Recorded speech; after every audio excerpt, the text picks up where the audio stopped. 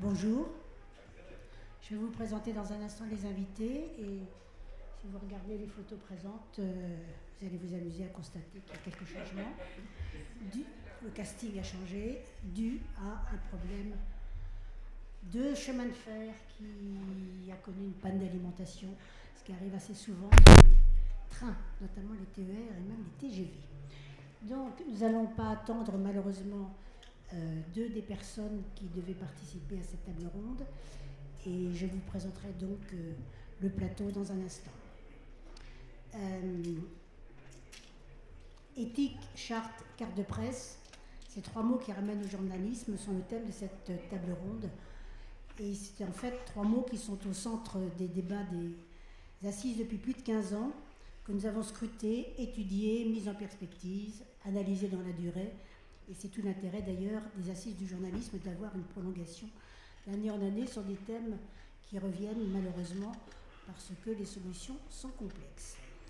Cette année, une accusation publiée dans Télérama par 200 professionnels, dont certains étaient des recalés de la carte de presse, interpelle à la fois les journalistes, les employeurs et deux institutions. La commission de la carte directement concernée, qui a d'ailleurs répondu à cette tribune. Catherine nous donnera un petit peu le contenu de cette réponse.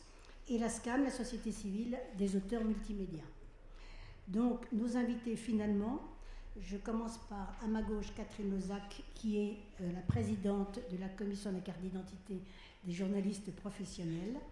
À ma droite, Catherine Grosset, qui représente le Centre de déontologie journalistique et de médiation, le conseil, pardon.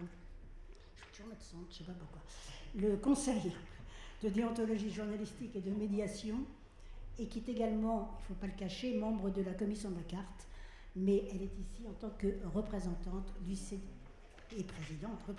présidente du CDJM.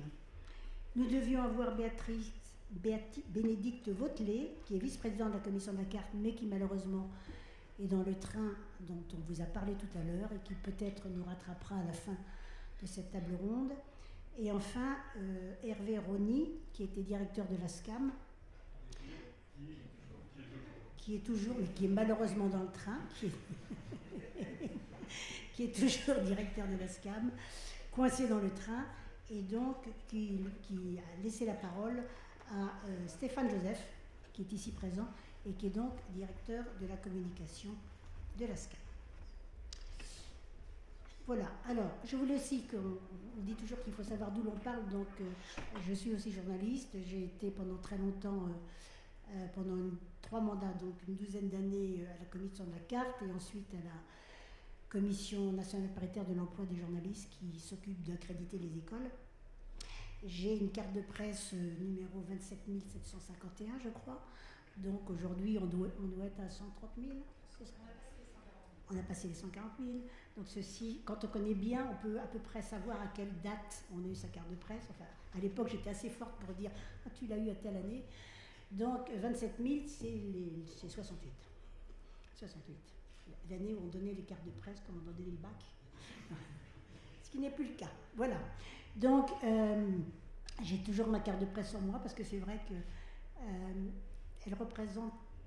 Voilà, vous le savez tous, une carte de presse, c'est avant tout un outil, un sésame, mais c'est aussi une identité, et c'est vrai qu'on y est très attaché. Donc nous allons voir un petit peu aujourd'hui, voilà, s'il y a des articulations entre ce qu'on a dit tout à l'heure, éthique, charte, commission de la carte. Et donc je rappelle juste que pour être journaliste, il faut, jeunesse professionnelle reconnue par la commission de la carte, il faut juste qu'il y ait un travail, un endroit, une rémunération. Voilà. Est-ce qu'il n'est pas légitime de considérer que les 3 conditions méritent peut-être une clarification quand on se souvient que la loi Brachard, qui porte notamment le statut de journalisme professionnel, aura 90 ans l'année prochaine. Alors, je voulais commencer parce que on a toujours tendance dès qu'il y a souci de parler de la rémunération, de parler de l'endroit où on travaille et de moins parler de la nature du travail, ce qui est tout à fait logique puisque elle n'a jamais été définie. Il y a le fameux rapport Vistel de 1992 qui avait mis en avant la fameuse définition tautologique qui disait on est journaliste quand on travaille dans un journal. Voilà. Mais on n'a jamais, et puis avant la loi Cressard, c'était marqué qui en tire l'essentiel de ses ressources nécessaires à son existence. Et le nécessaire à son existence a disparu en 1974, donc il n'y a même plus cette qualification qui était inscrite avant dans la législation. Donc c'est la commission de la carte qui exerce une jurisprudence dans son application des articles du Code du travail, la commission de première instance et la commission supérieure, puisque comme vous le savez, il y a une structure d'appel. Donc je voudrais faire un premier tour de table sur votre conception précisément de la nature du travail journalistique. On sait en creux ce qu'elle n'est pas, en relief peu de choses, on parle d'une collaboration intellectuelle et artistique. Donc je vais tout de suite donner la parole à Catherine, qui est à la fois journaliste au Télégramme et qui est présidente de la commission de la carte. Dans quelle mesure la commission de la carte prend-elle en compte la nature du travail journalistique?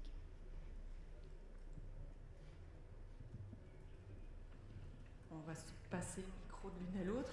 C'est pas super fort, mais on devrait y arriver. Il faut que je lève un peu. Voilà. Bon, vous m'entendez bien. Alors, en creux, c'est pas si en creux que ça en fait. Je pense que le législateur a été extrêmement sage dans la définition qu'il a posée et dans la manière dont il a souhaité que les choses soient mises en musique par une commission paritaire, professionnelle et indépendante qu'est la commission de la carte d'identité des journalistes professionnels. C'est-à-dire qu'évidemment, la première chose que l'on examine à la commission de la carte, c'est ce que fait la personne. Bien sûr, c'est la nature du travail. Et pourquoi je trouve que le législateur a été sage, c'est qu'il a mis entre les mains de personnes qui sont directement dans la profession cette mission de définir ce qu'est un journaliste professionnel. Parce que qu'est-ce que fait la commission de la carte finalement? Elle donne des cartes de journalistes professionnels à des journalistes professionnels. Et qui est-ce qui examine cette situation? Ce sont d'un côté de la table des journalistes qui sont en activité et qui sont donc de plein pied dans la profession, et de l'autre côté, ce sont des employeurs de journalistes qui eux aussi connaissent très bien ce que c'est qu'un journaliste professionnel. Donc je crois que cette définition, elle a montré aussi sa pertinence, parce que certes on peut dire en 1935 que c'est vieux, c'est poussiéreux. Enfin, la Déclaration universelle des droits de l'homme de 1789, on dira que c'est poussiéreux. Je ne suis pas sûre que la loi de 1881 sur la liberté de la presse, quelqu'un dira ici que c'est poussiéreux. Pourquoi le statut du journaliste professionnel, parce qu'il date de 1935, serait poussiéreux? Bon, c'est pas ma conviction en tout cas. Et donc, qu'est-ce que cette nuance tautologie nous a permis? C'est que le paysage médiatique de 1935 n'avait pas grand-chose à voir avec celui d'aujourd'hui. Or, on a donné l'année dernière 34 444 cartes de presse. C'est donc qu'il y a toujours une pertinence de ce texte. On est capable de s'adapter aux newsletters, aux podcasts, aux chaînes YouTube, aux nouveaux médias qui émergent aujourd'hui. Donc, je crois qu'il faut éviter de faire de l'agisme primaire et voir que, effectivement, ce texte, il permet de s'adapter à la réalité des médias aujourd'hui. Alors, je ne mets pas en doute la capacité de la commission de la carte à s'adapter, puisque quand j'y étais, on a effectivement réussi à... On a effectivement réussi à intégrer des journalistes qui travaillent dans les boîtes de prod. Donc voilà, il y a tout à fait une compétence et des groupes de travail, on reviendra d'ailleurs sur cette notion-là, pour essayer de ne pas laisser trop de personnes sur la route.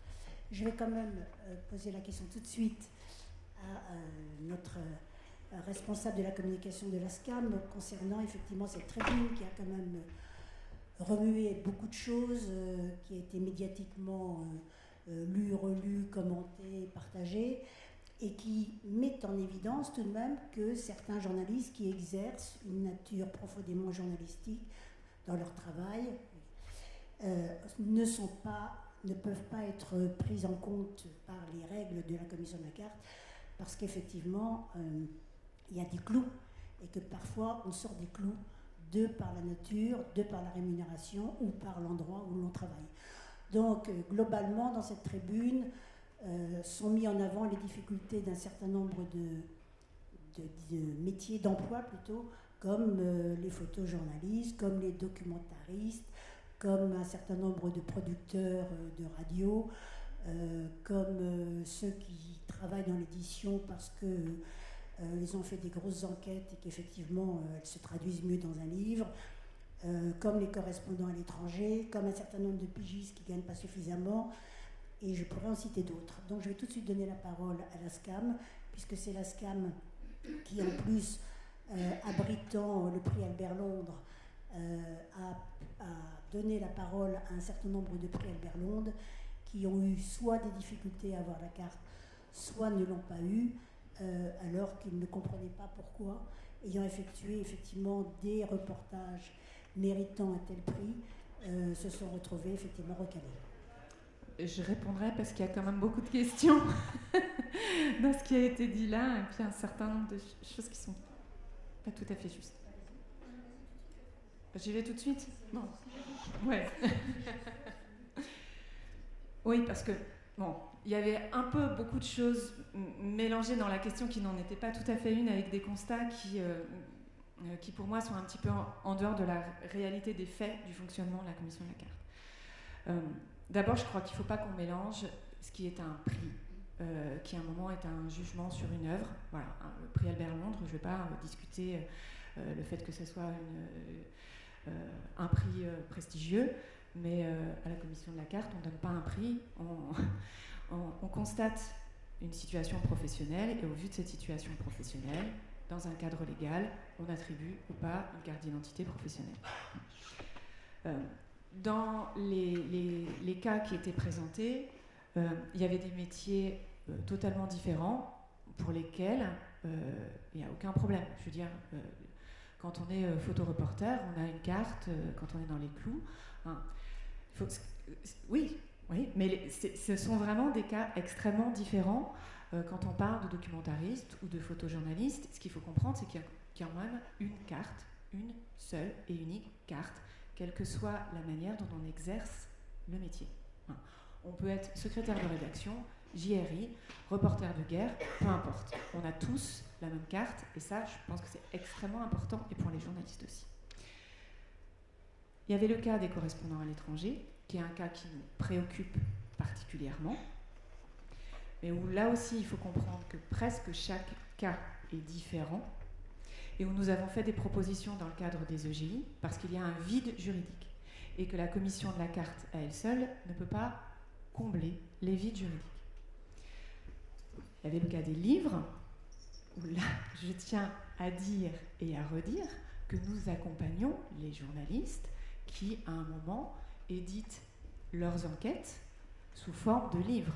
Nous les accompagnons un certain temps, mais après, quand on est dans le monde du journalisme professionnel ou quand on est dans le monde de l'édition, on est dans deux écosystèmes différents.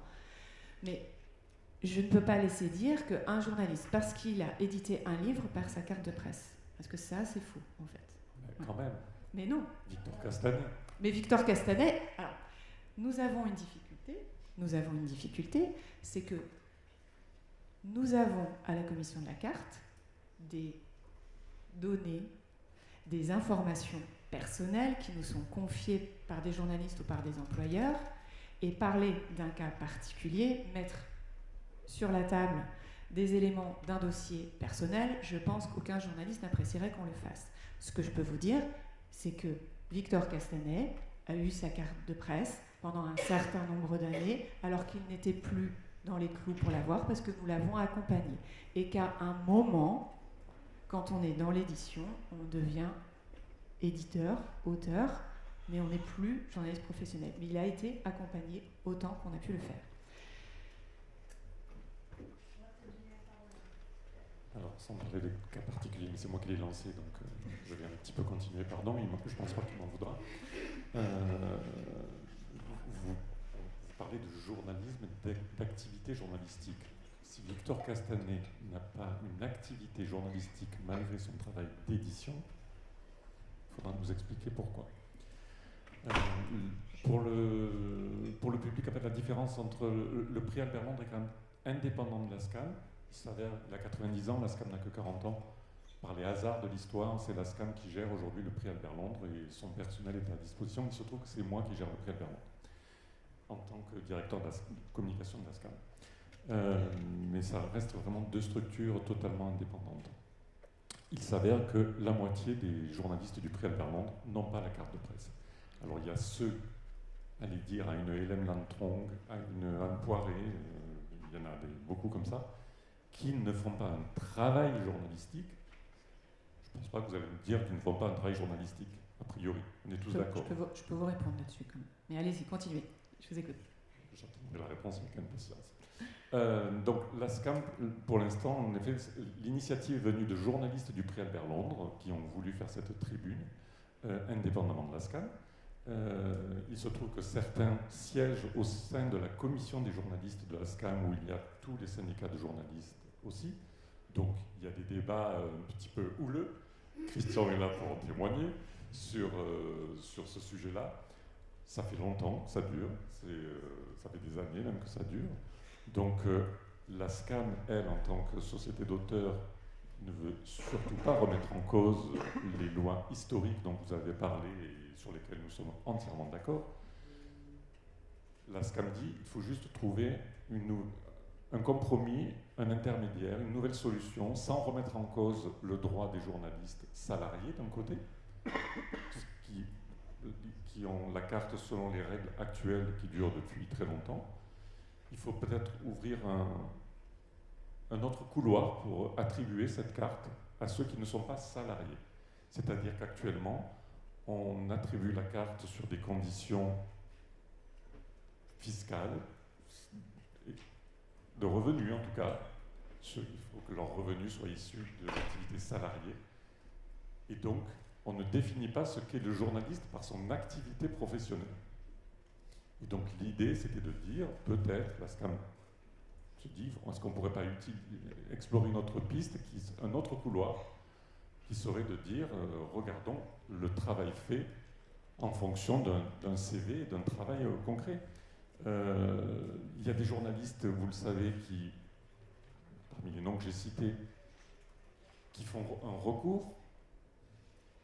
Alors il y a ceux qui ont démissionné, qui refusent maintenant de demander la carte parce qu'ils ont refus, donc ils ont arrêté de la demander.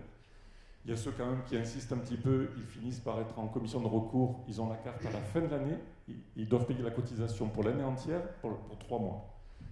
C'est ce qu'Anne Poiré dit, elle a été très énervée pour ça. Donc il y a ceux qui doivent faire, ça ne vous en déplaise, des fausses cartes, parce que quand ils sont sur le terrain en Syrie, ils ont besoin d'une carte et c'est ceux qui les protègent. Donc, oui, non, mais il y en a qui se font. Je ne suis pas journaliste. Ce sont des faussaires. On est d'accord, elle le dit. Elle le dit. Anne Poiré dit j'ai fait une fausse carte. Voilà. Je me permets de le dire parce qu'elle l'a dit publiquement. Donc, je ne révèle pas de scoop. Donc voilà, ce sont ces sujets-là qui sont mis sur la table par ces auteurs, ces journalistes à qui je pense qu'on ne peut pas nier le fait qu'ils sont journalistes, qu'ils font un travail de journaliste et qui ont un mal fou et qui le vivent mal en plus. Leur dire on ne vous donne pas la carte, c'est leur nier leur statut de journaliste, comme vous le disiez. Ils sont profondément, viscéralement journalistes. Et donc le fait qu'on leur refuse la carte et qu'ils doivent démontrer par A plus B que leur travail, et en plus la commission en recours, leur a fini 9 fois sur 10 par leur attribuer la carte. Donc il y a un problème qui dure depuis des années, on a l'impression d'un langage de sourds, et donc la SCAM se dit, essayons de trouver un compromis et une solution intermédiaire, peut-être en ouvrant un couloir secondaire pour examiner ces dossiers-là. Alors je vais essayer de vous répondre, parce qu'il y a beaucoup de choses dans ce que vous avez dit. Si je peux, Jacqueline. Oui, tu peux. Voilà. Moi aussi, j'aurais des choses à dire après. Alors, je vais commencer par être désagréable quand même. Ce texte qui a été soumis par la SCAM dans le cadre des États généraux de l'information, je suis journaliste, donc je me suis quand même intéressée à la manière dont ce texte était arrivé sur la table. il a été retoqué par la commission des journalistes de l'ASCAM. Donc je me pose quand même la question de qui porte cette voix d'une deuxième voix qui reviendrait finalement à donner la carte à tout le monde. Et dire qu'on ne veut pas remettre en cause le statut de journaliste en faisant une telle proposition me paraît quand même être un certain dérapage de la part de l'ASCAM, d'Antact. Pour ce qui est du prix Albert Londres, il y a quand même des chiffres que je voudrais redonner. C'est que 60% des titulaires du prix ont leur carte de presse, et que si on a la bonne foi d'enlever ceux qui travaillent pour des médias étrangers francophones, parce que le prix est aussi remis à des journalistes francophones, on arrive à 70%. Pour revenir sur les documentaristes, là je vais quand même aussi donner un chiffre. Les refus pour l'intermittence, c'est 0,1% des demandes de carte.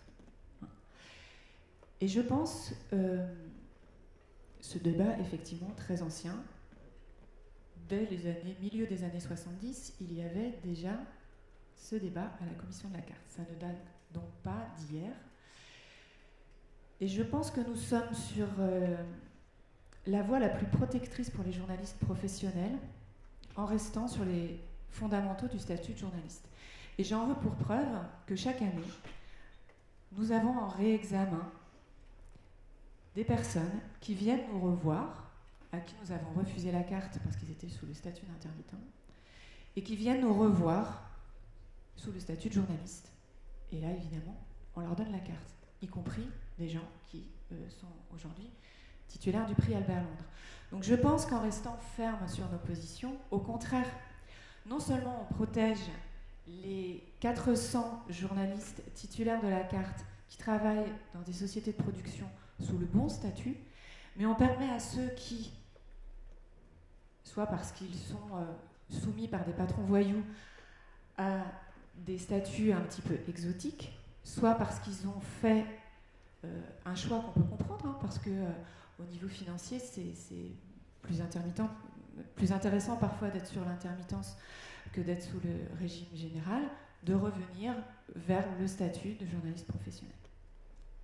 Je fais court. Kathleen, on n'est pas tellement sur l'éthique, la charte, mais on se doutait bien que ce débat tournerait sur la carte et sur la tribune de Télérama. C'est un petit peu dommage, cela dit, d'avoir un thème et de ne pas l'aborder du tout. Mais c'est pas grave. Je vais donner la parole à Kathleen. Je voudrais simplement dire qu'aujourd'hui, une animatrice n'a en principe pas... C'est pas très éthique, dit un responsable du CDJM, d'intervenir en tant qu'animatrice dans un débat. Mais pour avoir été depuis très très longtemps à la commission de la carte, je ne peux quand même que constater qu'on laisse sur le bord de la route un certain nombre de journalistes que je connais, qui font un vrai travail de journaliste.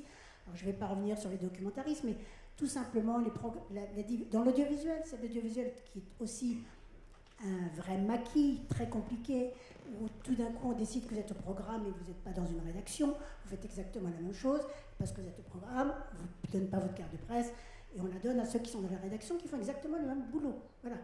Et là, je pense qu'il faut s'adresser aux employeurs et aux organisations syndicales qui sont dans la salle, mais pas à la CCIJP. Les syndicats font ce qu'ils peuvent. Voilà. Et à France 24, cette entreprise qui demande aux gens de démissionner pour devenir auto-entrepreneurs, en donnant pas leur carte de presse, c'est la peine, la double peine.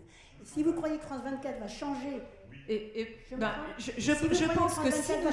Je termine. Oui, voilà, parce que effectivement, vous allez donner leur carte de presse, vous avez refusé leur carte de presse, France 24 continuera à faire ce qu'il fait. Mais si nous donnons la carte de presse à des auto-entrepreneurs, que vont devenir les 8770 pigistes que nous protégeons aujourd'hui? Je veux dire, on peut vouloir l'ubérisation de la profession. Je pense que... mais appelons un chat un chat. On peut vouloir l'ubérisation de la profession. Je pense qu'autour de la table où nous sommes des professionnels, des journalistes professionnels et des employeurs de journalistes professionnels qui jouent avec les règles du jeu qui sont posées par la loi, nous ne souhaitons pas cette ubérisation. Je ne crois pas qu'en lâchant, alors tenons bien les choses, laissons les organisations syndicales et les organisations professionnelles travailler de part et d'autre pour améliorer les choses, mais ne lâchons pas les digues. Ne pensons pas que nous ne laissons pas des gens sur le bord de la route et essayons de voir effectivement ce qu'on peut faire pour améliorer le fonctionnement. Le temps passé, effectivement, quand il faut attendre 6 mois, etc. Ce que racontaient les consoeurs que moi j'ai connus aussi à RFI, où de temps en temps... T'es plus vraiment animatrice là, hein. Non, c'est pas ça que j'ai dit, c'est absolument pas éthique, mais comme il y a... Voilà, c'est pourtant le débat, c'est comme il y a le personne sujet. pour représenter... absolument. C'est pas éthique, mais je le dis, j'ai expliqué d'où je parlais au moins, il y a une transparence, voilà. Et comme il n'y a personne pour défendre ceux qui ne sont pas là, je me sens obligée... Oui, tu veux bien? Voilà. Non, c'est juste pour dire que c'est simplement une position de principe de dire ça va pas et oui, il faut qu'on trouve quelque chose. Et moi, ce qui m'a vraiment interpellée dans toutes les enquêtes que j'ai faites, d'abord le nombre de refus qui sont acceptés par la commission supérieure. Oui, alors parlons-en. Non, mais je te rends la parole tout de suite. Et deuxième point, je lance ça dans le débat, un document d'Olivier Dallage de 1994 disait déjà à l'époque, dans les défis de la commission, il citait tous les cas effectivement compliqués à l'époque, l'audiovisuel, les rédacteurs, journalistes, reporters d'images, etc. Et il disait déjà à l'époque, il est cependant vraisemblable que toutes les réponses à ces nouveaux défis ne pourront pas être trouvées dans le cadre de la législation actuelle et qu'une adaptation même légère de l'article L 761-2 devrait être votée par le Parlement. On y reviendra, je sais que tout le monde a très peur qu'on ouvre une boîte de Pandore et que d'une loi mauvaise sorte d'une loi qui est globalement bonne. Et je pense qu'il y a d'autres, effectivement, voies que la législative, et notamment les commissions de travail, le Vadémécum, le règlement intérieur.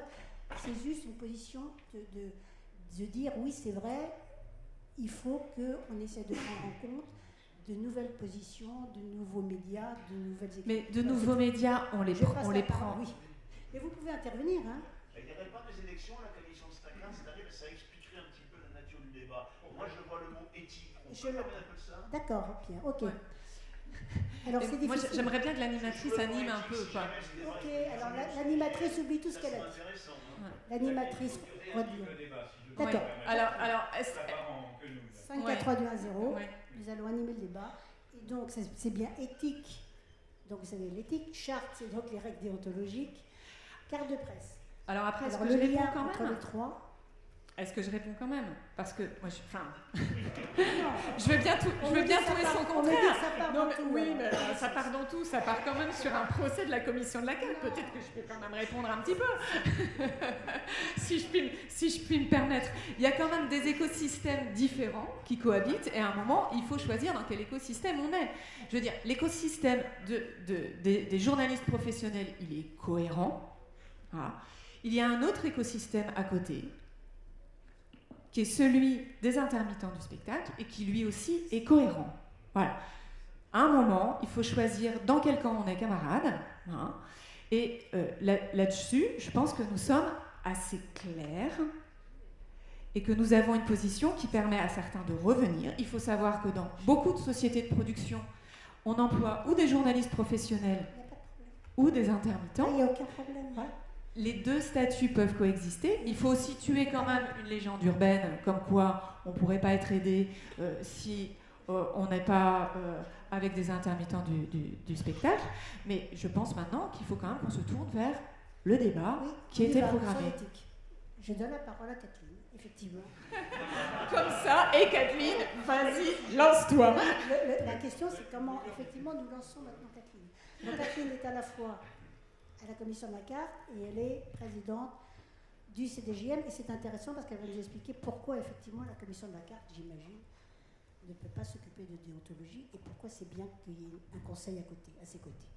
Alors là on parle de deux choses différentes. Moi je ne vais absolument pas parler au titre de la commission de la carte puisque je suis présidente du conseil de déontologie. Le conseil de déontologie, nous étudions les actes journalistiques, qu'ils soient réalisés par des encartés, comme on dit familièrement, ou des non-encartés.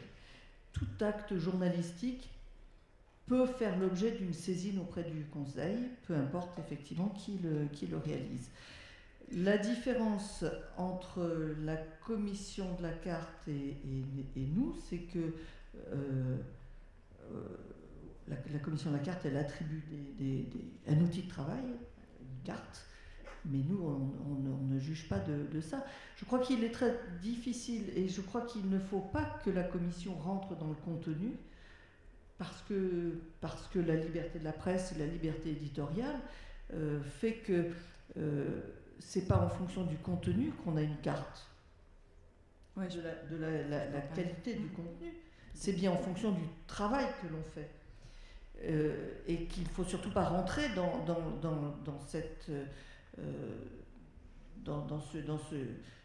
cette tentation. Cette tentation, oui, parce que c'est une tentation parce que de faire de la commission un ordre. Après, enfin, c'est vrai que je suis à la commission, mais c'est encore une fois, peu importe, de même qu'au pardon, je suis un peu décousue là, de même que au CDJM, les saisines que l'on a peuvent venir, alors de n'importe des requérants, mais peuvent concerner n'importe quel type de médias, des médias d'opinion comme des médias professionnels, des médias de droite comme des médias de gauche, et encore une fois, peu importe l'origine du média et peu importe la teneur, la ligne éditoriale du média, elle est à protéger absolument.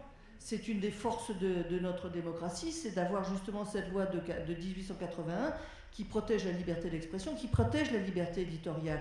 Donc il n'est pas question d'y toucher, et on peut ne pas aimer un média et considérer quand même que le journaliste ou la personne qui y travaille respecte les règles déontologiques. Ça n'a rien à voir. Encore une fois, il ne faut pas rentrer dans ce que fait le média, dans la ligne éditoriale. Je me suis fait bien pas comprendre. Je voulais juste rappeler que Brachard, à l'origine, voulait quand même en faire un ordre, donc il ne l'a pas fait. Heureusement. Parce que probablement les circonstances en 1935 l'en ont empêché. Je vais faire ma parenthèse. Pardon, excuse-moi, le journalisme n'est pas une profession réglementée. Ouais, donc à partir du moment où on n'est pas une profession réglementée, on peut pas avoir, on n'a pas d'ordre. Okay.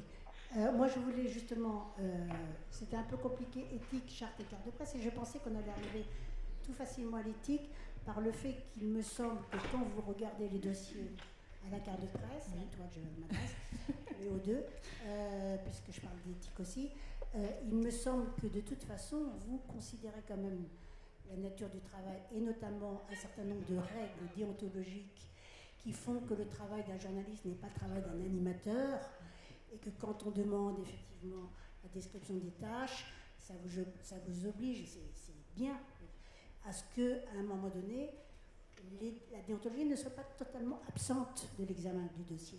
Alors là, on est un petit peu sur le fil du rasoir, en fait. C'est-à-dire que, effectivement, la déontologie ne fait pas partie des missions de la commission de la carte. Il faut être absolument clair là-dessus. On regarde, et tu l'as très bien cité tout à l'heure, les trois piliers qui sont les conditions cumulatives que l'on retrouve dans le Code du travail, c'est-à-dire ce que fait la personne, où elle le fait, et grosso modo, si c'est sa rémunération principale, enfin, les différentes questions autour de la rémunération. Donc effectivement, la nature de ce que fait la personne est extrêmement importante. Après, comme le disait Kathleen, il pourrait être dangereux qu'on aille sur la ligne éditoriale. Il n'est pas question à la commission de la carte de dire oui, ce journal ou cette émission est une bonne émission. On n'est pas là pour censurer, évidemment, surtout pas. On est dans un pays démocratique, donc il y a des lignes rouges qu'il ne faut absolument pas franchir. On n'est pas là non plus pour dire qui est un bon ou qui est un mauvais journaliste. Ça n'est pas non plus notre rôle. On est là pour dire qui est un journaliste professionnel et qui ne l'est pas. Et néanmoins, et tu le soulignais, dans cette idée de journaliste professionnel, il y a des choses qu'on regarde avec attention. et qui se retrouvent aujourd'hui comme hier, notamment la ligne qui peut être un petit peu floue entre communication ou promotion et journalisme professionnel.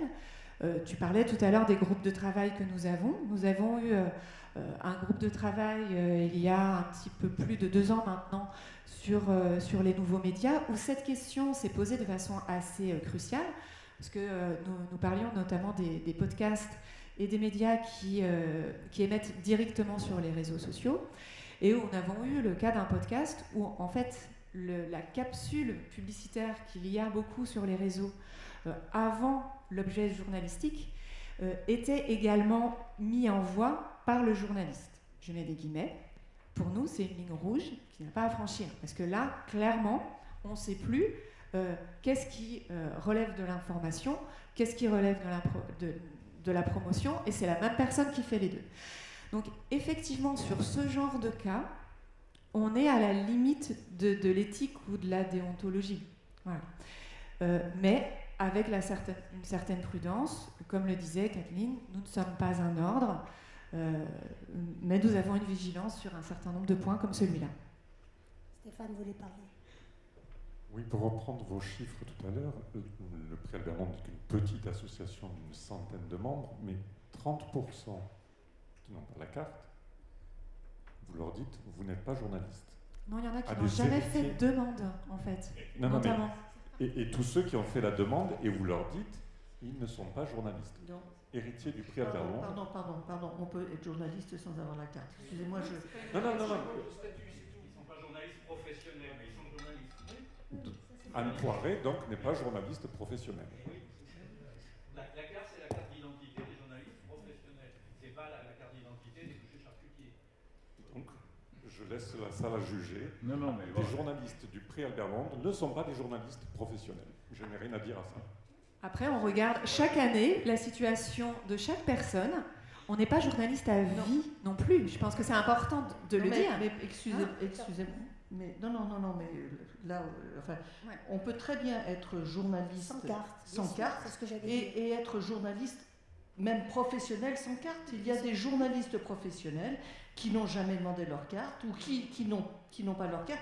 Ils se considèrent comme journalistes professionnels.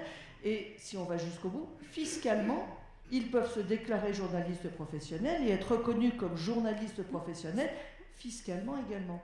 Donc je veux dire que c'est, encore une fois, cette carte, c'est vraiment un outil de travail et un outil social. Oui, mais c'est pas parce qu'on ne l'a pas qu'on n'est pas journaliste professionnel. Effectivement, c'est vrai que sur le front en Syrie, c'est pas la même chose. On peut. Il y a la carte fige. Il y a la carte fige. Et en France, on ne reconnaît pas ce statut. Ok, je note. Après, si vous voulez des chiffres, il y en a 6 sur 19 qui n'ont jamais fait de demande de carte.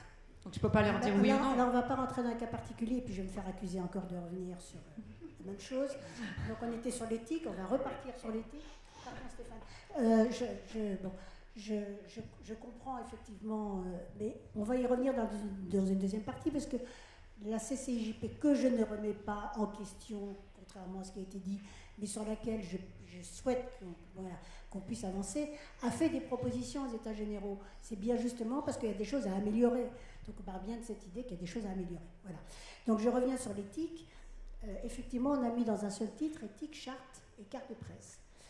Donc je reviens sur l'idée que puisqu'il n'y a pas d'ordre des journalistes, puisque ce n'est pas une profession réglementée, puisque finalement, effectivement, c'est une profession même où on peut y entrer sans être formé, c'est poser la question à un moment donné qu'il y ait une structure qui s'occupe, elle, de l'éthique, des règles déontologiques, et c'est le CDJM.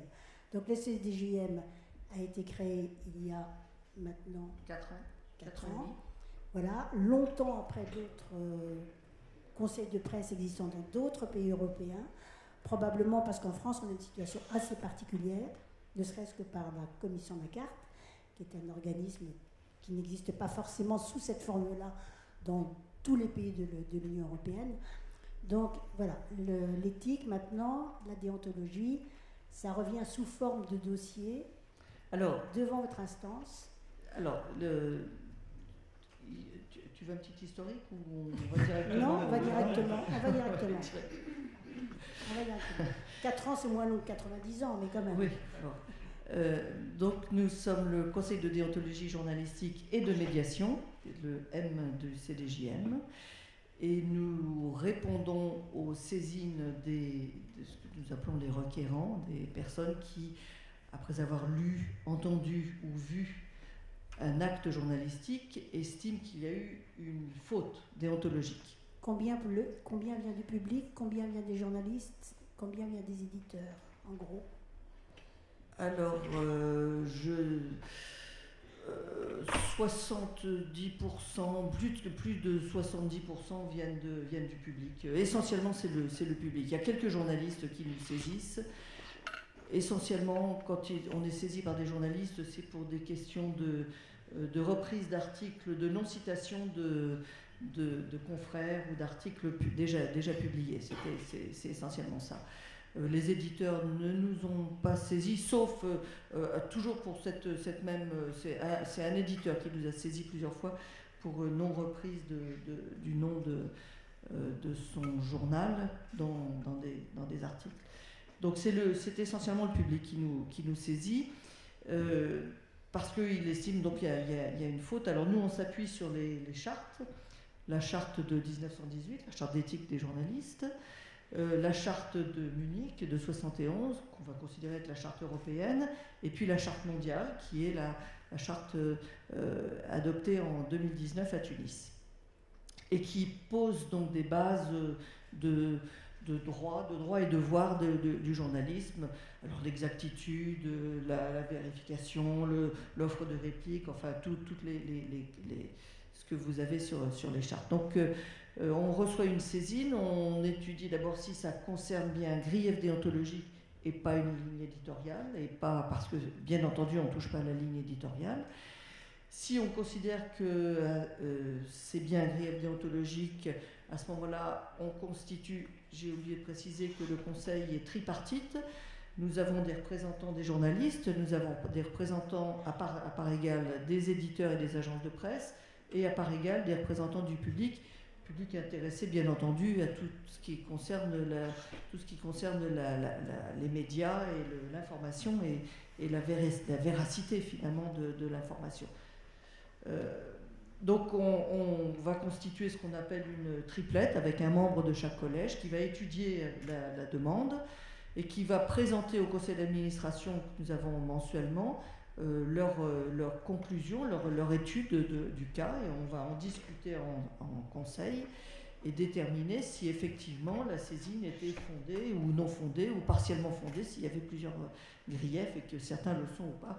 Ensuite, on rédige un avis qui est envoyé aux requérants, aux médias bien entendu, à qui auparavant nous avions écrit pour lui faire part de cette saisine et pour lui demander s'il voulait nous répondre et argumenter dans sa position. Et puis donc il est publié sur notre newsletter et voilà. Alors il n'y a pas de sanction, bien entendu, heureusement il n'y a pas de sanction, parce que les conseils de presse de pays aucun conseil de presse d'un pays démocratique ne prononce de sanction. Encore une fois, la sanction, il y a certains conseils de presse qui prononcent des sanctions, mais ce sont des conseils de presse de pays un peu plus totalitaires. Et la sanction, eh bien, ça va être empêcher le journaliste de travailler, ça va être lui retirer son outil de travail, ça va être, donc c'est la liaison entre le conseil de presse et l'attribution d'une carte professionnelle.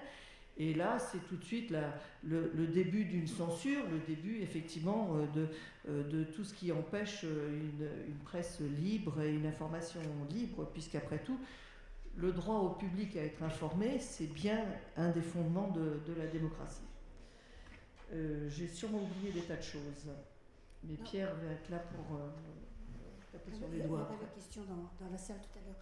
Je voudrais juste revenir là donc sur les propositions que la commission de la carte a présentées aux États généraux. Oui. Donc il me semble que la première de mémoire, mes notes, c'est de conditionner les aides à la presse au statut des journalistes, au recrutement du statut salarié. Alors je vais mettre un petit peu de nuance dans tout ça, puis expliquer un petit peu la démarche. Je reviens d'abord un tout petit peu en arrière. Effectivement, la commission de la carte est une exception. Voilà. Dans d'autres pays, ça se passe différemment, et je pense que cette exception française, c'est une grande richesse, parce qu'effectivement, la commission de la carte, elle est composée de journalistes élus tous les 3 ans, donc il y a une vraie légitimité démocratique, et d'employeurs de journalistes qui représentent toutes les branches possibles de médias. Donc il y a vraiment un regard très large sur ce qu'est la profession. Dans les contributions aux EGI, il y a des contributions d'organismes de nature extrêmement différentes. Pour y avoir jeté un petit coup d'œil, je pense que nous devons être la seule commission paritaire, indépendante et professionnelle à faire ensemble des propositions.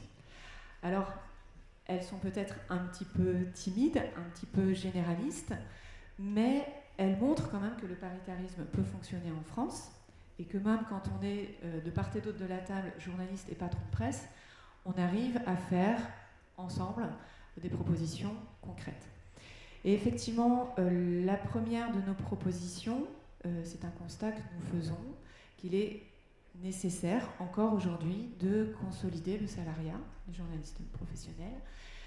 Et l'une des solutions pour le faire, nous avons estimé qu'il pourrait y avoir une forme de corrélation entre l'attribution des aides à la presse et l'emploi de journalistes cartés. Voilà. Je mets des nuances là-dedans parce que nous savons que dans certaines formes de presse, notamment la presse professionnelle et spécialisée, le dosage de ce pourcentage de journalistes cartés est quelque chose d'un petit peu sensible. Mais nous portons ensemble cette proposition. Alors, la deuxième, renforcement par la loi du secret des sources en concordance avec la future législation européenne. Là, je crois que tous autour de la table, y compris l'ESCAM, avec qui nous travaillons, que nous rencontrons régulièrement, nous sommes absolument alignés sur cette position. Enfin, je crois que, je ne sais plus, l'impératif prépondérant d'intérêt public nous fait tous frémir, et nous souhaitons tous, enfin, quand il y a eu le cas Ariane Lavrieux, on est tous tombés de notre chaise, voilà, il y a des choses à défendre sur le secret des sources qui sont posées dans la loi au niveau européen, au niveau français. Il est temps enfin de clarifier un petit peu la situation. Alors, la troisième proposition concerne les correspondants à l'étranger. Alors, c'est un gros problème. Moi qui étais à RFI avec Pierre, plus Loïc à côté de lui, nous connaissons bien le sujet des correspondants de presse qui ont effectivement, en fonction du pays où ils sont, des accords bilatéraux entre la France et ces pays-là, etc. Tous des situations pratiquement différentes. C'est ça, c'est une situation très complexe. C'est une situation très complexe. Mais je crois que vous avez travaillé là-dessus dans un groupe. Nous travaillons là-dessus dans un groupe, nous continuons à y travailler, mais un peu comme un autre sujet. Ah oui, Bénédicte. Je crois que oui. Madame Vautelet est donc avec vous? Je me permets de regarder. Qu'est-ce que tu fais de Bénédicte Vautelet? Je n'ai pas, j'ai rien fait. Mais je suis pas. Je lui remets que nous sommes salle 3. Ouais. Parce que je pense qu'il y aura des questions dans la salle qui s'adresseront à vous. Hein? Oui. Donc, voilà. Alors, pour revenir sur les correspondants à l'étranger. Les différents syndicats de journalistes professionnels ont tous fait des études sur la situation de ces correspondants à l'étranger. Grosso modo, je crois que sans se tromper, on peut dire qu'ils sont entre 4 et 500 actuellement en poste, avec des grandes diversités de situations, avec quand même quelque chose qui peut être partiellement rassurant, c'est que la majorité d'entre eux sont payés en salaire soit ils sont en CDI posté, soit ils sont en pige. En tout cas, ils ont une forme de protection de cette manière-là. Et ils sont donc titulaires de la carte de presse. Néanmoins, même quand ils sont dans cette situation favorable-là, ils ont une grande précarité sociale. Et c'est ce qu'ils ont dénoncé dans une tribune à l'automne, parce que témoignait au Sénat, justement à l'automne, lors d'une conférence qui a été donnée, une jeune femme, parce qu'il n'y a pas d'âge pour être malade, qui a été malade d'un cancer alors qu'elle était correspondante au Ghana. Et heureusement que son employeur la payait encore en salaire, elle a pu venir se faire soigner en France. Mais il faut savoir qu'elle avait au-dessus de la tête le coup près de se faire radier de la sécurité sociale. Donc les correspondants à l'étranger, ils sont dans cette insécurité sociale où la carte de presse, la commission d'identité, la carte des journalistes professionnels, n'a pas les clés, mais où il y a un vide juridique. Qu'est-ce qu'on fait de ces personnes qui sont des journalistes, qui travaillent à l'étranger pour des médias français et qui peuvent à tout moment perdre l'ensemble de leurs droits sociaux? Voilà. Je pense que là, il y a quelque chose à faire pour que cette spécificité, en fait, Bénédicte, de travailler à l'étranger pour des médias français soit pris en considération, quels que soient les accords bilatéraux. On sait bien qu'il y a des règles internationales qui se posent, mais n'y a-t-il pas une dérogation à essayer de négocier là pour ses correspondants à l'étranger? Ça paraît effectivement être une hypothèse sur laquelle on peut travailler, parce qu'on est très sensible effectivement au sort de nos correspondants à l'étranger. Bienvenue à Madame Vautelet. Désolée, voilà, vous allez intervenir au milieu du débat, mais de toute façon, il y aura toutes les questions de la salle qui vous permettront de reprendre là où nous en sommes. Et nous étions en fait maintenant, oui, je l'ai dit au début, mais je peux le répéter. Donc, Bénédicte Vautelet, elle est vice-présidente de la commission de la carte, puisque commission paritaire, comme l'a rappelé Catherine. Un an, c'est le patron, enfin le représentant des éditeurs qui est président, et un an, c'est le représentant des syndicats de journalistes. Voilà. Et Madame Vautelet, parce que c'était indiqué, est au Figaro. Oui, je vous présente bien sûr. Est au Figaro et elle est directrice juridique. Voilà. Et nous sommes rejoints maintenant par Hervé Rony, bonjour, directeur de la SCAM. Voilà. Il va donc pouvoir répondre aux questions. Stéphane a commencé à y répondre, mais je pense qu'il y en aura dans la salle, notamment sur la façon dont chacun considère le journalisme à la commission de la carte et votre vision du travail, de la nature du journalisme, et qui fait que voilà, vous n'avez pas forcément les mêmes chiffres que la commission de la carte concernant le nombre de journalistes.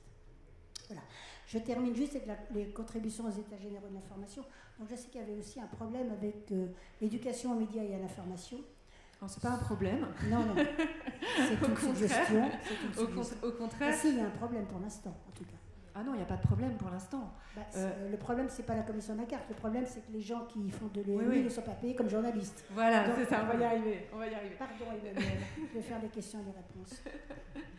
Je précise juste ma pensée. Je m'étais mal exprimée. Donc, il faut remettre là les choses dans le contexte, en fait. Je pense qu'en 2015, on a tous été extrêmement choqués par les attentats de Charlie. Et qu'à ce moment-là, des moyens différents ont été mis dans l'EMI. Pour nous, il était extrêmement clair à la commission de la carte qu'il était hors de question de pénaliser des journalistes qui allaient s'investir dans l'éducation aux médias. Donc c'était extrêmement naturel pour nous de dire, voilà, on ne va pas prendre en compte ces revenus-là, quels qu'ils soient, voilà, on les oublie. À partir du moment où à côté il y a un minimum de pige, on ferme les yeux sur ces revenus-là. Alors, 2015, ça commence à dater un petit peu, l'EMI s'est beaucoup développé, les commanditaires sont aujourd'hui extrêmement divers, les formes de rémunération de plus en plus exotiques, et il y a une nécessité à structurer l'EMI. Il y a une nécessité, je pense, à ce que cette structuration se fasse de façon cohérente avec le statut de journaliste. Alors, il y a des certifications qui se sont mises en place, et ce qu'on imagine à la commission de la carte, c'est que sur la formation des journalistes professionnels, il existe des cursus qui sont reconnus, où là aussi, de façon paritaire, il y a une reconnaissance en fait, voilà, de la formation et des cursus, et que ce modèle pourrait peut-être servir aussi dans la structuration de l'EMI. Mais on regarde évidemment cette activité complémentaire pour beaucoup de journalistes avec énormément de bienveillance. Oui, alors à la CPNE audiovisuelle, nous avons effectivement, avec la CPNE Presse aussi, et la CPNEJ, créé une certification pour l'EMI qui fonctionne très très bien, parce que j'étais jury dans plusieurs écoles, et qui effectivement montre que nombreux sont les pigistes qui finalement vont faire de l'EMI, parce que c'est un complément, parce que c'est une démarche qui pour eux est très intéressante, d'aller exprimer leur expérience devant des jeunes. Donc c'est vrai que c'est quelque chose qui est important, et cette certification, comme le DU qui s'est mis en place avec l'ENS Saclay et l'ESG Lille, sont effectivement, il me semble que la commission de la carte va pouvoir trouver probablement une solution. La difficulté, c'est qu'ils ne sont pas payés, ils ne sont pas payés comme journalistes. Donc le fait qu'il va falloir trouver une autre solution pour leur permettre d'être payés comme journalistes. Et ça, on n'en est pas encore là. Je ne sais pas, c'est que la commission, il y a un travail qui peut être fait au niveau du ministère de la Culture notamment. Nous avons rencontré la DGMI il y a quelques mois, où nous avons porté aussi cette question-là, bien sûr. Est-ce que vous voulez intervenir sur ce sujet-là, c'est-à-dire... Ça dépend de ce qui s'est dit avant. J'avoue qu'arriver comme ça, c'est pas très simple, donc je veux bien répondre à certaines questions. Alors, on va donner la parole au public, comme ça vous pourrez répondre. Voilà, sinon juste peut-être redire 2 mots sur la manière dont la SCAM appréhende le sujet aujourd'hui, peut-être d'une façon générale, aussi consensuelle que possible. La question Hervé Bosy l'a posée aux États généraux de l'information quand on était à une audition. C'était intéressant, c'est-à-dire que d'un côté il y a un statut qu'il faut préserver, privilégier, ça c'est très clair, et de l'autre côté il y a un certain nombre de journalistes qui travaillent sans ce statut, ce qui à mon avis doit éviter des confrontations qui existent en interne à la profession. Et c'est un des sujets de la carte, et le sujet c'est justement de ne pas mélanger les deux. Il y a une activité de journaliste, on peut se faire, Castanet, quand il fait un livre sur les EHPAD, il fait du travail de journalisme. Donc voilà, la question, c'est plutôt ça aujourd'hui que je ressens à la SCAM, parce qu'on a à la SCAM la chance d'avoir des journalistes de tous bords, vraiment de toutes catégories. Presse écrite, audiovisuel, travaillant comme salariés, d'autres pas comme salariés, etc. Donc ce qui est intéressant, c'est ce brassage, avec des gens qui font tous forcément, je pense qu'on est tous d'accord sur ce métier de journaliste, et qui... Voilà, et donc il ne faut pas qu'il y ait de quiproquo à ce sujet. D'un côté un statut protecteur, de l'autre côté certains auteurs, je dis auteurs exprès d'ailleurs, parce que les journalistes ne sont pas toujours sûrs d'être auteurs, donc j'insiste, nous on est des d'auteurs. Donc évidemment les journalistes sont auteurs, ils sont présumés auteurs de par le code de la propriété intellectuelle, donc et donc tous ces auteurs, c'est autre chose que simplement un statut. Et donc c'est intéressant de travailler sur ce sujet, mais d'y travailler de façon, je dirais, constructive et consensuelle, là où il y a parfois eu, je le sais à la SCAM, parfois des confrontations. Voilà, c'est ça que en tout cas le message que je voulais faire passer, mais je réponds volontiers à des questions, bien sûr. Je crois que ça c'est vraiment important. Je crois qu'on en a déjà parlé tout à l'heure. Voilà, j'imagine. Non mais c'est pour ça je ne vais pas redévelopper mes arguments tout à l'heure. Pardon d'être arrivé une heure de... Non, mais... à cause de la SNCF. Bah oui, mais ça j'y peux rien. Non, c'est pas ce que j'ai dit. C'est absolument pas ce que j'ai dit. On va donner la parole à la salle, ce qui permettra effectivement de revenir sur certains sujets que nous avons peut-être déjà traités. Donc, monsieur, est-ce que vous pouvez vous présenter? Et peut-être il faudra un micro dans la salle. On entend bien? Sinon, je répéterai. Allez-y.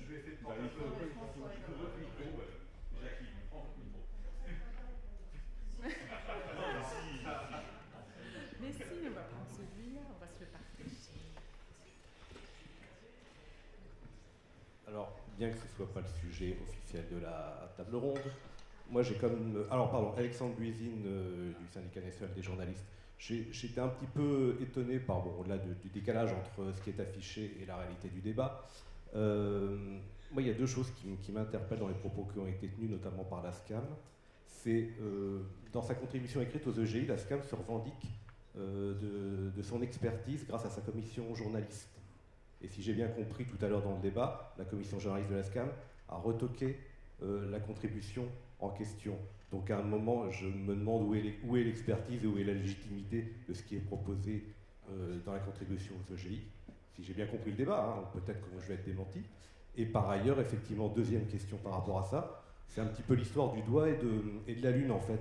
Donc on pointe la commission de la carte, alors que le problème c'est les employeurs qui rémunèrent pas correctement et selon la loi les personnes qu'ils emploient comme journalistes. Donc je trouve ça un petit peu gonflé de taper sur la commission de la carte, alors que le problème c'est comme les employeurs. Merci.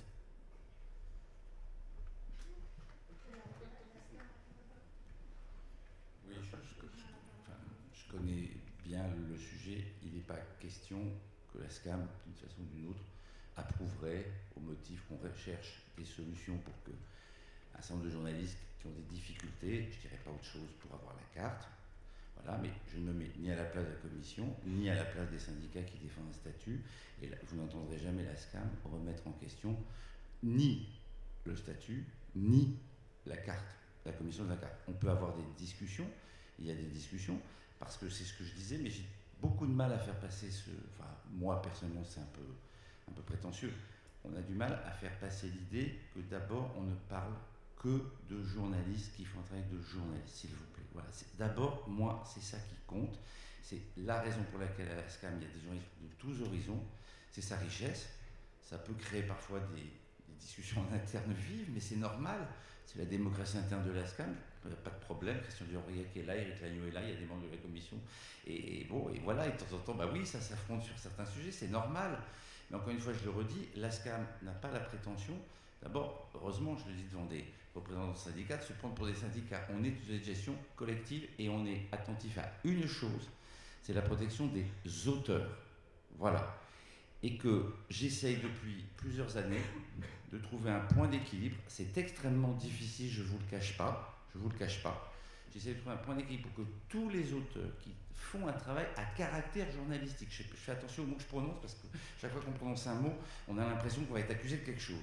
Donc tous les auteurs qui font un travail à caractère journalistique peuvent-ils ou pas avoir ce que j'appellerais un sésame, on va l'appeler comme ça, même pas une carte de presse, un sésame qui leur permette d'être sur le terrain quand ils veulent, à n'importe quel moment, sans que ce soit pour l'obtention de la carte un petit parcours, je mets ça entre guillemets, éventuellement de combattants, parce que ce n'est pas automatique pour eux, puisqu'ils ne sont pas payés majoritairement salaire. Quant au fait qu'un certain nombre d'auteurs sont payés quand même, dont les ressources sont majoritairement des ressources issues de leur travail journalistique, c'est quand même aussi les textes, la majorité de leurs ressources, je rappelle.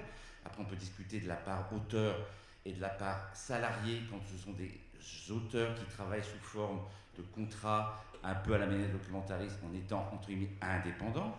Mais c'est des choses qui existent. D'ailleurs, à la SCAM, je vous ferai remarquer que c'est souvent difficile sur le plan de la création de faire la part entre un grand reportage, généralement fait par un journaliste, et un documentaire.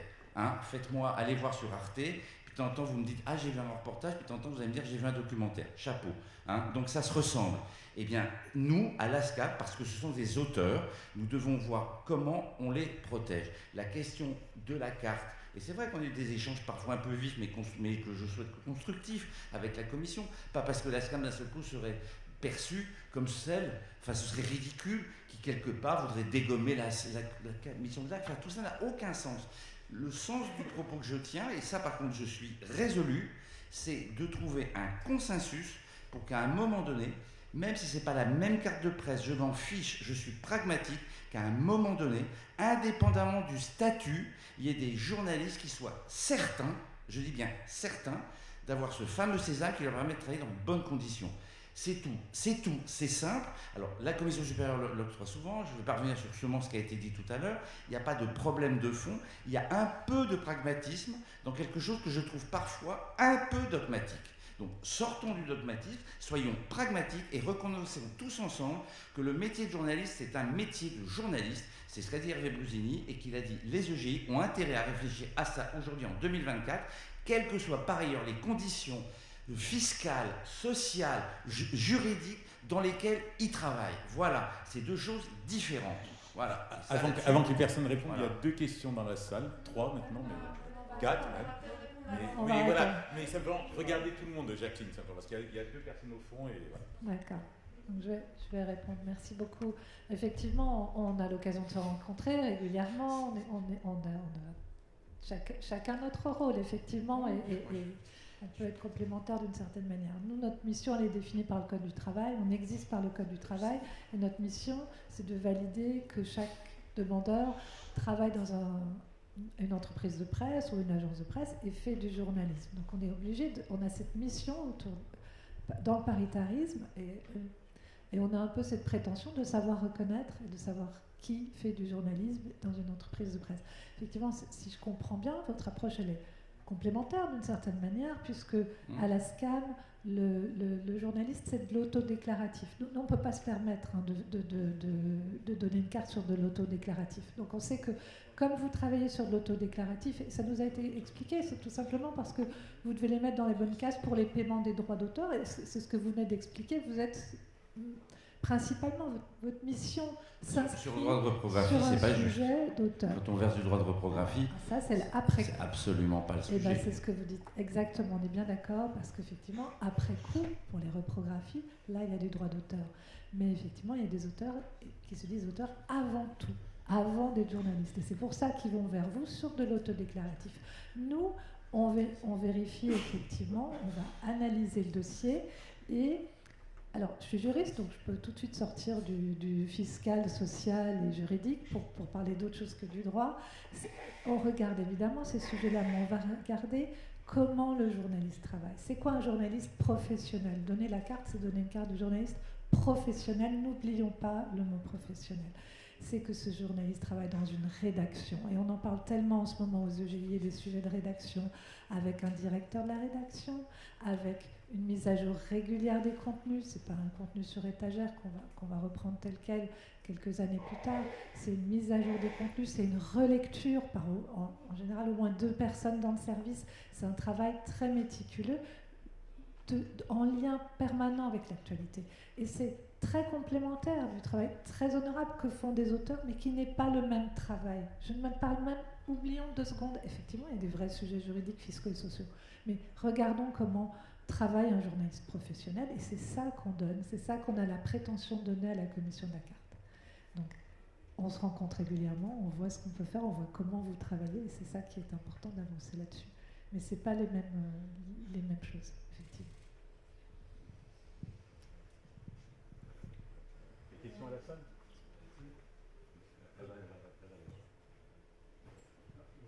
Et après, merci. Bonjour, moi j'avais juste une question, enfin 2 questions. La première assez simple, quels sont les avantages d'avoir la carte de presse pour un journaliste par rapport à un journaliste qui ne l'a pas? J'avais souvenir que par exemple ça donne accès à certaines conférences de presse. Et ma deuxième question, c'était au total, au niveau des journalismes en France, quelle est la part de journalisme encarté? Je crois qu'il y en a 34 000. Et quelle est la part de journalistes non encartés? Si on a des données. Bah, on va peut-être répondre à 2 là-dessus. Moi, je vais commencer sur le secret des sources. C'est très important. Et en ce moment, je me permets, c'est aussi un sujet très important en ce moment. Avoir la carte de presse, c'est quand même aide beaucoup pour assurer le secret des sources. Ça, c'est très important. Mais je passe la parole à Catherine. Alors évidemment, les avantages, on en parlait tout à l'heure, la carte de presse c'est un outil de travail, comme dit Bénédicte, effectivement c'est essentiel pour pouvoir défendre cette idée de secret des sources. C'est aussi l'accès à l'information, l'accréditation, enfin c'est vraiment un outil sur le terrain.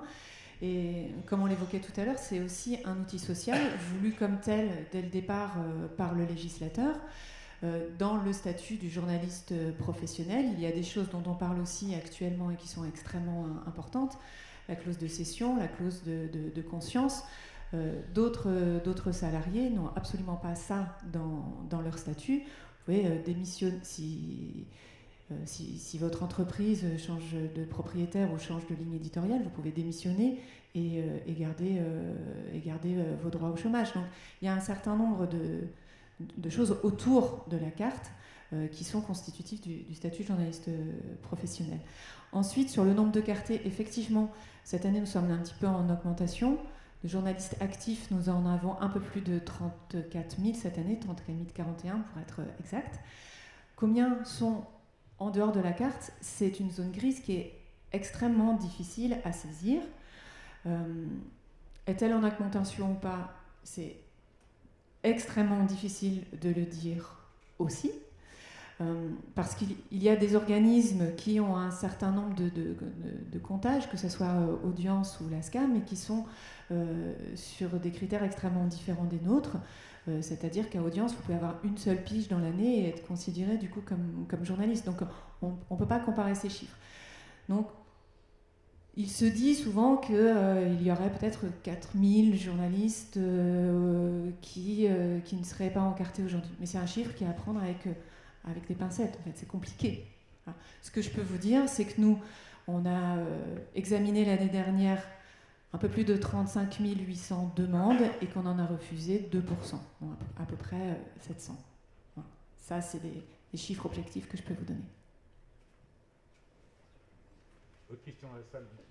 Oui, bonjour. Moi, je voulais intervenir sur les réalisateurs. On en a parlé tout à l'heure, hein, notamment monsieur de l'ASCAM.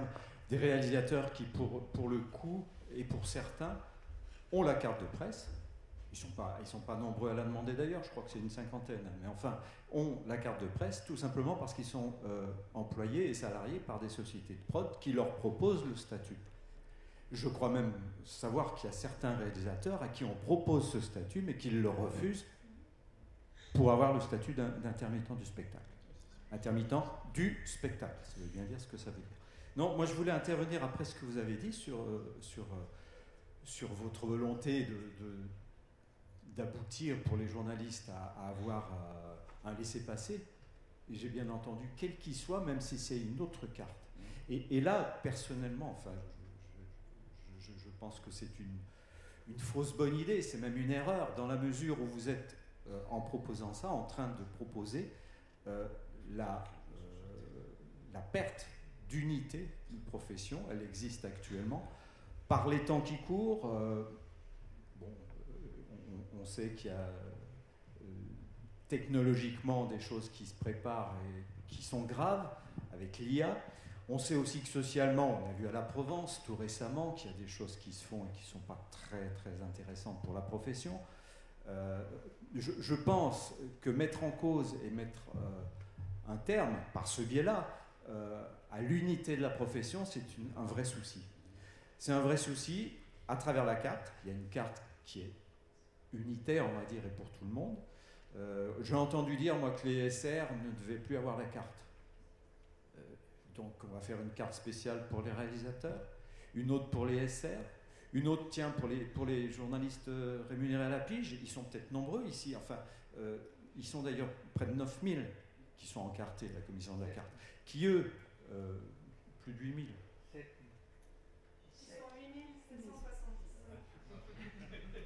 Merci pour le chiffre exact. Donc près de 9000, c'est ce que je disais. Et est-ce qu'il faut remettre en cause là aussi cette carte? Enfin, il y a des gens, y compris qui sont professionnels, qui essayent d'entrer dans des critères d'un statut, bien sûr qu'ils sont professionnels. Et moi, je ne remets pas en cause le fait que des réalisateurs fassent du journalisme, ce n'est pas la question. Je remets en cause le fait qu'il y a des employeurs pourris. Et j'en parle allègrement. Ceux qui sont ici sont plutôt vertueux. Ils viennent ici, ils sont vertueux. Mais il y a des employeurs pourris qui proposent effectivement à des réalisateurs d'être en facture, d'être payé en auto-entrepreneur, de n'avoir que des droits d'auteur, et ça n'est pas la réalité de la profession de journaliste. Voilà. Il y a des questions devant. Il y avait cette jeune fille. Oui. Juste, je suis étudiante en journalisme au master de Metz. Et en fait, je voulais juste revenir sur le prêt Albert Londres et la carte de presse.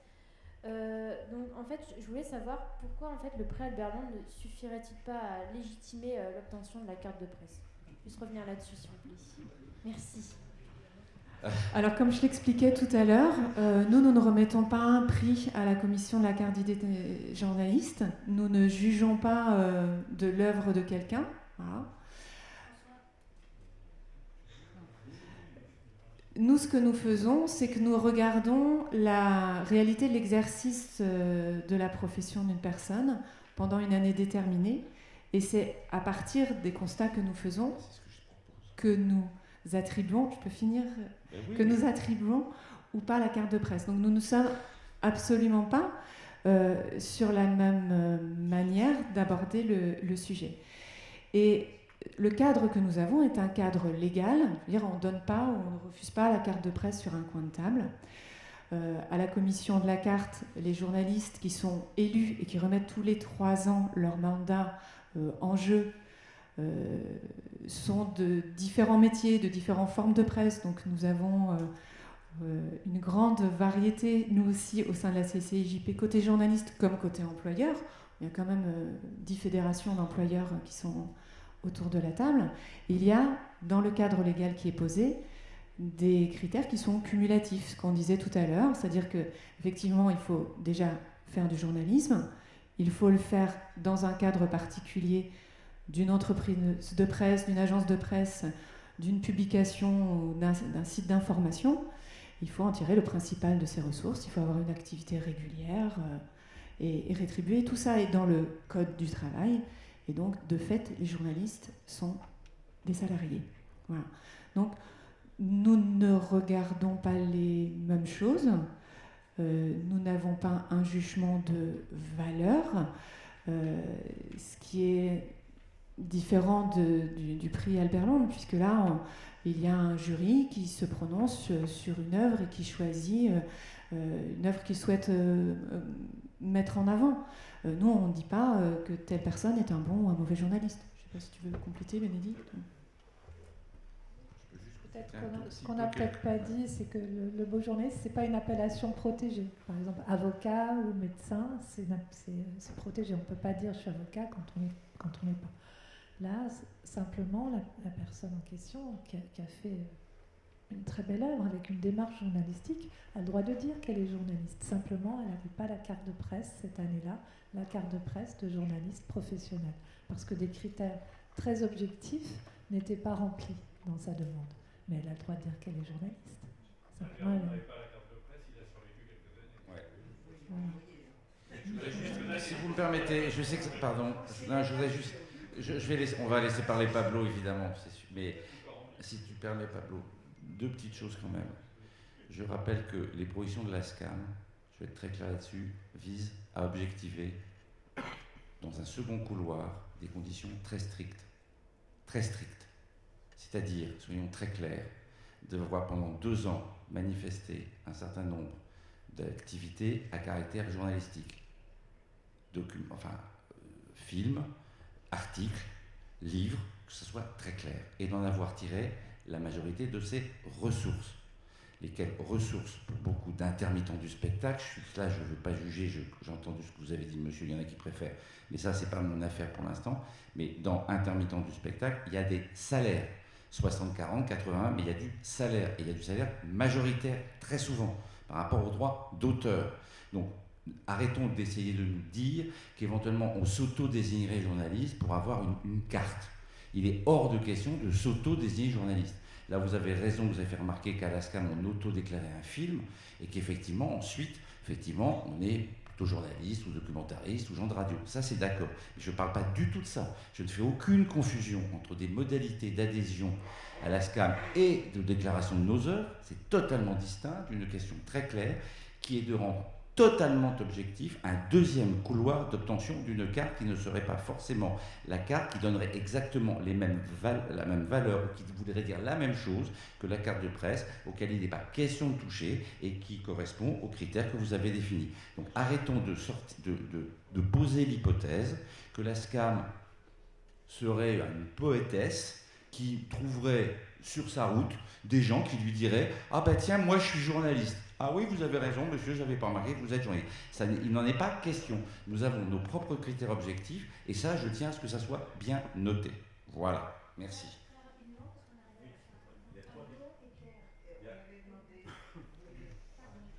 Oui, un petit commentaire mis au point. Moi, je suis journaliste pigiste au groupe Moniteur. Je suis élu du personnel également et secrétaire général adjoint du SNJ-CGT. Il y a un certain nombre de règles et des lois qu'il faut respecter. Il ne faut pas qu'on perde de vue non plus que la présomption de salariat, c'est-à-dire la loi Cressard, n'est pas respectée par énormément d'employeurs, y compris des employeurs qui siègent à la commission de la carte, et c'est un grand problème, beaucoup plus grand que celui de certains qui n'arrivent pas à obtenir la carte sans respecter les critères qu'ils souhaitent. Les droits d'auteur, c'est aussi un sujet. Le CFC, on a réclamé souvent, Hervé est au courant, le groupe Moniteur est l'entreprise qui touche le plus de droits de reprographie et reproduction numérique, et les journalistes n'ont pas 1 euro depuis plusieurs années. Donc, deuxièmement, là, il y a plusieurs centaines de journalistes qui ne touchent pas leurs droits d'auteur de la part du CFC. C'est aussi un problème, c'est des lois qui ne sont pas respectées. Et troisièmement, aujourd'hui, j'entendais parler d'employeurs pourris, etc. Depuis 2019, on a une loi suite à une directive européenne sur les droits voisins qui fait que les GAFAM doivent payer les éditeurs et les éditeurs partager avec les journalistes une part appropriée et équitable. Et au jour d'aujourd'hui, il n'y a pratiquement aucun accord de signé, aucun partage de réglé. On siège à la CDADV pour essayer de trouver des solutions. On n'en trouve pas. Donc, à un moment donné, il faut aussi qu'on regarde l'ensemble des choses et qu'on n'essaye pas de casser ce qu'on a déjà et qui fonctionne. Alors, je suis désolée, mais je pense que ce débat, les questions qui sont posées là, finalement, devraient plutôt être posées cet après-midi sur le retour des EGI, parce qu'on sort vraiment du champ de la commission de la carte. Ce que je peux se dire sur les droits d'auteur, c'est que nous avons 2 responsabilités quand même à la commission de la carte. La première, on le disait, c'est de donner des cartes quand les gens sont dans les critères, et il n'y a aucun souci là-dessus. Je dirais même peut-être 3 missions.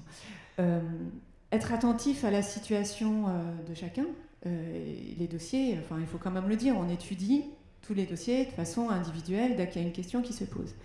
Mais on a aussi à faire en sorte que le bien commun, qu'est le statut du journaliste, reste quelque chose de solide. Donc à chaque fois qu'on donne un petit coup de canif, à chaque fois on fragilise ce statut. Cette carte, elle doit rester une carte unique et un ciment de la profession. Ça, je pense qu'autour de la table, en tout cas la CCJP, on en est vraiment intimement persuadé. Mais je reviens sur la question des droits d'auteur. On est aussi très au fait de ce que c'est que la précarité dans la profession. Je le disais tout à l'heure, aujourd'hui on donne des cartes de presse, on renouvelle la carte de presse juste au-dessus des minima sociaux, c'est-à-dire qu'on comprend très bien qu'un certain nombre de journalistes ont du mal à vivre de leur profession. Et ça, on le prend en considération. Et sur les droits d'auteur, pour la première demande de carte, on accepte que cette première demande se fasse essentiellement sur du droit d'auteur. Après, les choses doivent rentrer dans l'ordre. Mais voilà, on a quand même une écoute importante de la profession et de ce qu'elle en est, de là où elle en est aujourd'hui. Oui, sur les 2 points. Alors d'abord, merci à Bénédicte Vautelet d'avoir rappelé le secret de la protection des sources.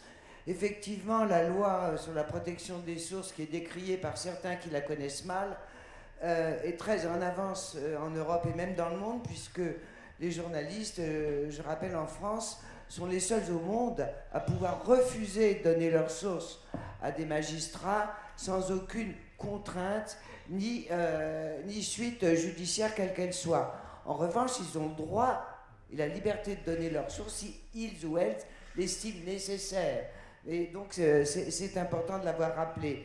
Je dirais que pour la carte, ceux qui ne l'ont pas ou qui se la vont refuser sont les plus riches et les plus pauvres. Il ne faut pas oublier les plus riches qui sont en général ceux qui gagnent beaucoup plus à côté et qui crient le plus fort auprès de certains comment la commission ne m'a pas donné la carte, etc. Donc je voudrais un petit peu relativiser. Enfin, moi je défends la commission de la carte en tant qu'institution parce que c'est là où un des secteurs du paritarisme employeur-journaliste s'exerce le mieux. C'est pas toujours facile, mais c'est important que la profession se parle des deux côtés à ce niveau-là, et de ce point de vue-là, je la soutiens très fort. Pour l'éthique, puisque ça a été le parent un tout petit peu pauvre de cette réunion, pour des raisons évidentes, je voudrais aussi la rappeler que l'autorégulation que représente le Conseil de déontologie journalistique et de médiation, dont Kathleen est la présidente et qu'elle a bien expliqué, est essentielle en France, l'autorégulation. Si on ne fait pas d'autorégulation, on va vouloir nous réguler, hein, tout simplement. Donc l'autorégulation est très importante. Distinction entre ligne éditoriale et déontologie n'est pas toujours bien faite, notamment par certains employeurs, mais par le public très souvent. La ligne éditoriale, c'est ce qu'on choisit de traiter. La déontologie, c'est comment on le fait. Voilà, et c'est une distinction assez claire et assez nette. Et enfin, Kathleen ne l'a pas dit parce qu'elle est trop modeste, mais à ce conseil de déontologie tripartite peuvent adhérer journalistes, éditeurs et publics.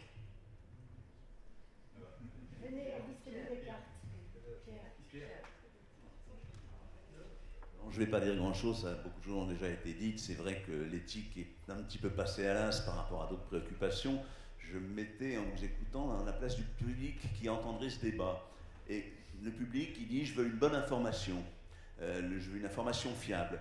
Et c'est vrai que les préoccupations d'ordre juridique qui ont été évoquées, d'ordre salarial, de statut qui ont été évoquées, lui passent un peu au-dessus de la tête.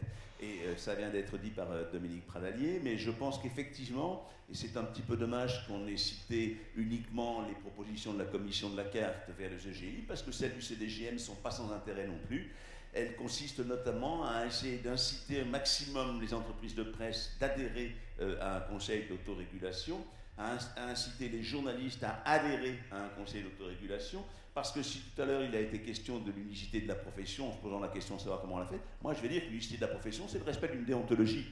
Qu'on ait la carte ou qu'on ne l'ait pas, qu'on soit au SCAM ou qu'on soit ailleurs, c'est le respect de cette déontologie. Alors, il ne faut pas créer un juge de la déontologie, parce que ça serait dramatique de prononcer des sanctions pour non-respect de la déontologie, ça serait une atteinte à la liberté d'expression. Il vaut mieux un journaliste qui ne respecte pas la déontologie, mais qui a le droit de s'exprimer, qu'un journaliste qui n'a plus le droit de s'exprimer. Il faut être clair là-dessus. Mais en même temps, je pense qu'il faut qu'il y ait des lieux où la déontologie puisse être débattue en dehors de toute approche syndicale, entrepreneuriale ou paritaire, au sens conflit patron-employé, pour que la déontologie puisse petit à petit s'installer encore davantage, non seulement dans l'esprit des confrères, parce qu'il y en a qui ne savent pas, qui ont oublié ce qu'est la déontologie, et ce n'est pas la commission de la carte qui va leur donner des leçons là-dessus, c'est pas son rôle, mais aussi dans le public. Et tant qu'on n'avancera pas sur ce terrain-là, on n'aura fait que la moitié du chemin.